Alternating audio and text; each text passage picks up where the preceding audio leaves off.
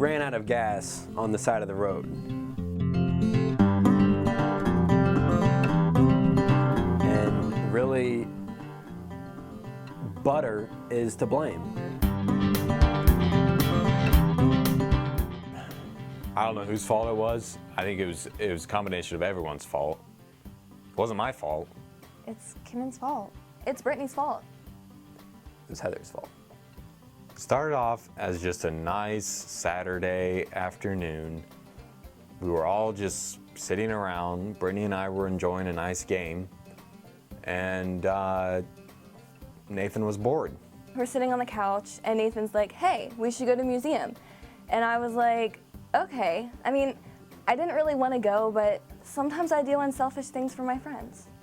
Some people enjoy a good book. I enjoy a good museum. Okay, sue me. No, don't. So this museum is an hour away, and Kinnon's convinced that we can't go to the museum without coffee. And you can't have coffee without cookies, am I right? Coffee and cookies go pretty well together. Brittany forced me to make the cookies. I mean, like, literally forced me. She slammed me against the wall and was like, you better make those cookies or we're not friends anymore. I suggest cookies. Everybody loves cookies. And Heather just really jumped on board with it. She was like, I love making cookies. I'm all over it. I got this. So I was like, thanks. That's really sweet of you. And she's just a doll. I just love Heather. I think it was really Brittany making all the cookies. Then I went and I told Nathan, I was like, hey, we should probably make cookies because Brittany's threatening my life. And he was like, okay. And so then we don't have butter. And I was like, I can't tell Brittany that because she might kill me. Heather made me get butter in the car that was not my car, and I did not realize that there was no gas in it. He probably went like bowling. He likes to bowl, I think. He probably went to help Grandma garden, and she lives in Ohio, so I know that took up some gas, probably all of it. I went to the closest gas station and bought butter for the cookies, not knowing that my tank was empty. I could have gotten gas there, and I would have. But no, that's not true, what he just said about me. Listen, I like Nathan. He's a great guy, he has great hair, but he's an absent-minded little fella. I mean, really. Who doesn't look at the gas gauge when they get in the car? He had to have known. So I come back with the butter, but no gas. And so it's Heather's fault. Nathan blamed Heather. What did Heather ever do? Heather was just slaving away making cookies like a doll. Goodness. Whose fault is it that we ran out of gas?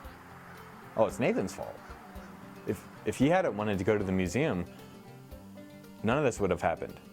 And I wouldn't have wanted coffee, so would have stopped right there. If I had to blame someone, it would probably be Kinnon, because he wanted coffee, and if he hadn't wanted coffee, I wouldn't have wanted cookies. It's Brittany's fault. I mean, she is the one that had to have cookies. I mean, who always has to have cookies with their coffee? I make coffee most mornings, and you think I have time to bake cookies every day? No. We're all there on the side of the road, freezing cold, a little bit of tension going on, but Brittany remembered the cookies. We have cookies. Which was great because it kind of took some of the blame off of my back because everybody was a little bit nicer. Cookies really do make everything better. Yay, cookies. I like cookies. Would I say that I saved the day? I don't know. I mean, I never really considered myself much of a hero, but yeah, I guess. I mean, without my cookies, where would we be? Our friendships would be ruined, so yeah, I guess you could say that. This is a good day, good Saturday. Except that I eventually had to go walk to a gas station. They picked me for whatever reason. Apparently, if you're the driver, it's your responsibility. But enough said.